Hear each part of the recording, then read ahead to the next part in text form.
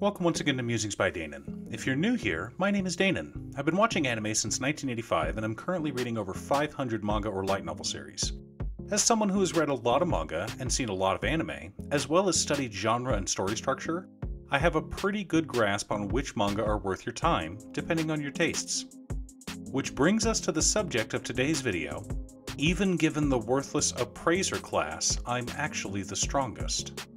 But before we get started, I'd like to quickly ask you to like and subscribe. It really does help the channel and it's free.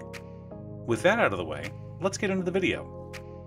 I know that sounds like a light novel title that's been turned into a manga, and normally I'd prefer to read light novels instead of manga. I find that original material is almost always better than media based on the original. And there's also the price to consider. You get more of a story in a single light novel than you do in a single manga. For example, the manga adaptation of Accomplishments of a Duke's Daughter is roughly 3 manga volumes to a single volume of the light novel. If you're trying to consume a story on a budget, light novels are the way to go. Unfortunately, I was unable to find an official translation of Worthless Appraiser. And after choking down the Google translated version of the solo leveling web novel, I'll be sticking with professionally translated light novels from now on. Worthless Appraiser begins much like you'd expect. Ein, our main character, was born with the most worthless class in the world, Appraiser. Everyone in the world is born with a class and a skill, gifts from the gods. Classes are unchangeable. Some classes are considered common, like farmer or miner. Classes more suited to battle, like mage or swordsman, are uncommon. Rare classes are held by only a few individuals, wealthy merchant, general, etc. Children with common classes often follow in their parents' footsteps. Children of farmers become farmers, children of fishermen become fishermen. As an orphan, the only career Ein can hope for is adventurer. But since all he can do is appraise items, basically determine the quality of dead monster parts so they can be sold or left behind, he's treated as a trash picker. His job in the party is nothing more than to pull monster parts off the dead monsters that the mage and swordsman kill. Obviously, Ein isn't treated much better than a pack animal. I mean, even Bill the Pony got better treatment from the Fellowship than Ein got from Zoid and Jolene. One day, while exploring the dungeon with his scumbag companions, they come across the corpse of a hellhound. For those who have never played an RPG before, hellhounds are not traditionally low-level monsters. A dungeon with giant rats in it wouldn't also include hellhounds. While Ein is understandably freaked out, Zoid and Jolene are just excited at the money they're going to earn. Continuing their search, they find even more hellhound corpses. And of course, a pack of hellhounds. As is often the case with shonen fantasy series involving worthless main characters, Ein is betrayed by his party. For example, both Shield Hero and Ari Ferwetta start out with a betrayal. But unlike those two series, our main character in Worthless Appraiser doesn't turn into some kind of douchey anti-hero after miraculously becoming overpowered. Ein, though injured, escapes the packs of hellhounds by jumping into a giant hole.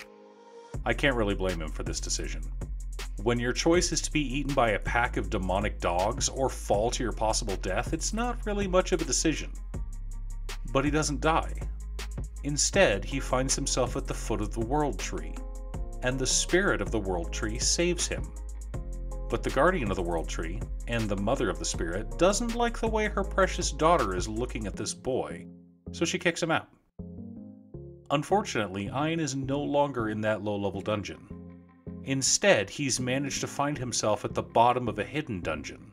After all, something as rare and powerful as the World Tree wouldn't be at the bottom of a normal dungeon. And even more bad luck for Ein, this dungeon is filled with incredibly powerful monsters. But after almost dying yet again, and being saved by the spirit of the World Tree, the Guardian finally gives up and agrees to train Ein. Ein goes through hellish training at the hands of Ursula. You see, the first time they send him back into the dungeon, he gets mangled almost immediately. Yuri, the spirit of the World Tree, begs Ursula to save him. She uses her magic to restore Ein's body and even create a new eye for him. But why did Yuri choose to save Ein in the first place? It wasn't because Ein was particularly handsome or brave. Yuri is a good girl who wants to protect people and heal their wounds. Over the centuries, men have fallen into her secret dungeon. It's not an everyday occurrence or anything, but it does happen from time to time. She's healed every single one, and when they stand up, they see the World Tree. They know that it is a great treasure worth tons of money, so every single one of them steals something from the tree. They grab a branch or cut off some bark. Maybe they steal some sap. But Ein thanked her. He was the first one to do so. This shook Yuri to her core, and she fell in love with this worthless appraiser. And so, even though she wasn't happy about it, Ursula trains Ein how to use his new eye. The point of this manga is that kindness wins. No matter how much pain Ein goes through, he always keeps to his core of kindness. Yes, bad guys get their just desserts, and suffering happens even to good people. Those are core tenets of Buddhism. There is suffering is the first of the noble truths taught by Buddha. And we see this often in many shonen series. But through the suffering, many shonen characters remain kind. They still care about their friends and want to protect the innocent. I wound up reading all 6 of the currently translated manga for even given the worthless appraiser class, I'm still the strongest.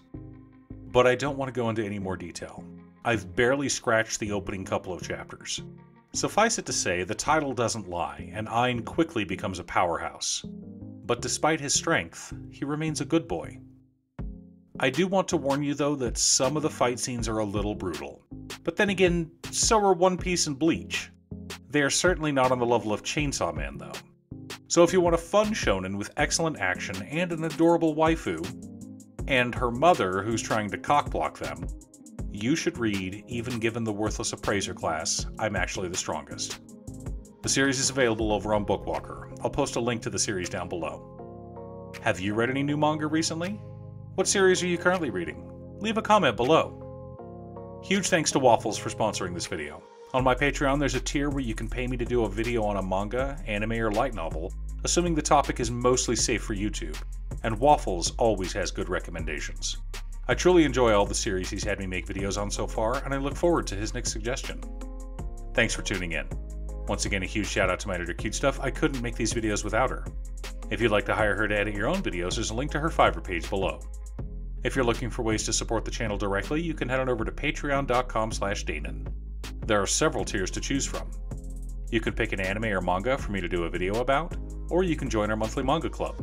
I also wanted to give a quick shout out to all of my patrons: Waffles, Jiraiya, Muffins, Marcus, Phoenix of Ice, Squishy, Brett, Ignis, Roxy, Brian, Josh, Sean, and Zach. You guys are awesome. I post anime or manga videos often, or you can click here to watch additional videos. If you're looking for Commander content, I split my channel last year, so all new Commander videos are over on my other channel, Commander by Danon. Again, thanks for watching, and I'll see you all again next time on Musings by Danon.